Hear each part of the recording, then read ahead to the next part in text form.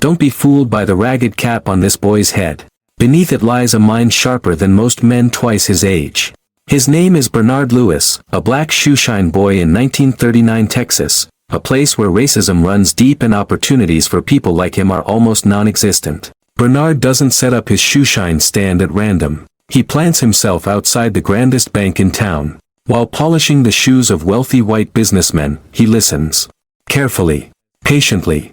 Every whisper about stocks, loans, and property values goes straight into a worn notebook he hides under his chair. The pennies he earns from shining don't matter, the knowledge he gathers is his true treasure. From a young age, Bernard dreams not of shining shoes, but of owning a bank. His father shakes his head, warning him that such ambitions are impossible for a black man in Texas.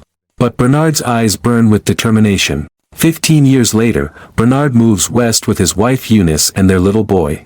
Los Angeles offers a sliver more freedom, though racism still lurks in every corner. The family squeezes into a cramped back room of a relative's house, but Bernard promises his wife, "We won't stay here long." Working as a real estate agent, he studies the city's housing market. He notices something others overlook: the black community is bursting at the seams, while nearby white neighborhoods have homes standing empty. Black families have money and need housing, but doors remain locked to them. Bernard sees opportunity where others see barriers. One day he spots a neglected apartment complex, its front yard overrun with weeds. Most would dismiss it, but Bernard sees its advantage. It borders the black neighborhood. He approaches the white owner with an offer: "I'll give you $30,000 now, and once I rent out the rest of the units, another $5,000. The owner hesitates, wary of the risk. Bernard leaves politely, but not before noticing the man's desk calendar stamped with the name of a local bank manager. That spark is all Bernard needs. He marches to the bank and waits hours just to speak with the manager, only to be dismissed on sight. Word gets back to the property owner, who confronts Bernard for dropping his name at the bank. Instead of being angry, the man is impressed by Bernard's persistence and agrees to co-sign his loan. With that, Bernard purchases his first building. Trouble comes quickly. A white neighbor sees Bernard at the building and assumes he's just a laborer. When Bernard calmly tells her he's the owner, she calls the police. Luckily, Bernard has already prepared. He produces a copy of the deed. The police leave, humiliated, and the bitter neighbor soon moves out. Bernard rents her unit to a black tenant, and just as he predicted, demand is overwhelming. Within months, the building is full, and Bernard fulfills his promise to the previous owner. Impressed, the man offers to become his business partner. They strike a deal. Bernard scouts properties and manages tenants, while the owner handles negotiations with white sellers who would never willingly deal with a black man. Together, they build a fortune.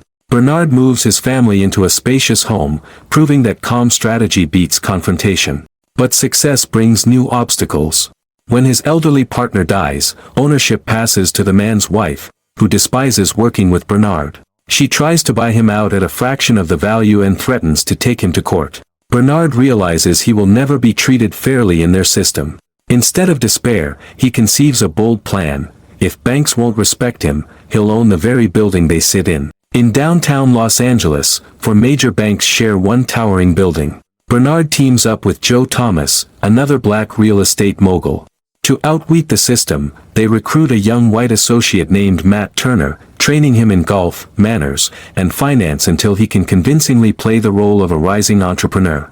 With Bernard's meticulous calculations, vacancy rates, revenue, and operating costs, Matt outsmarts the building's wealthy owner during negotiations. They close the deal for far less than market value.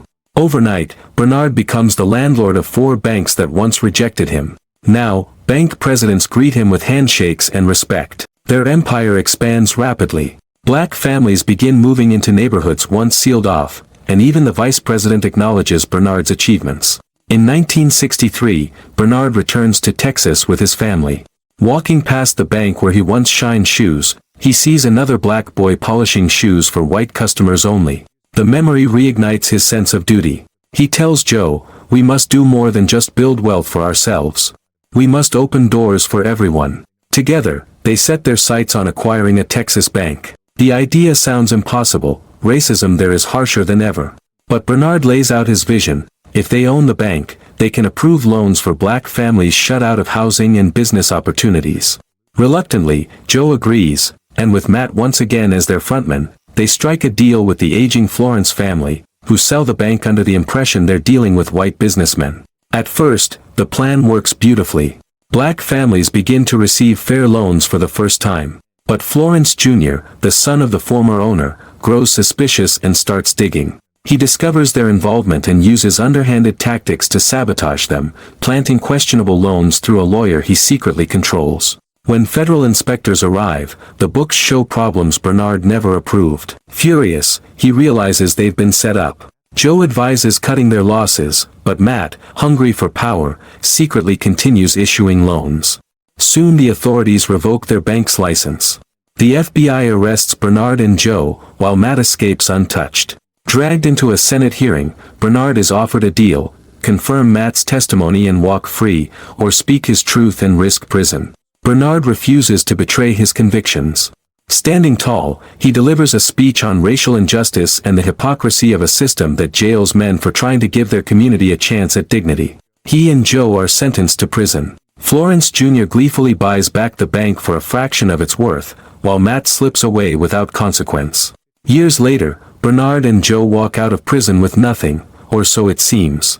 Eunice is stunned when she learns they secretly secured properties in the Bahamas before their downfall.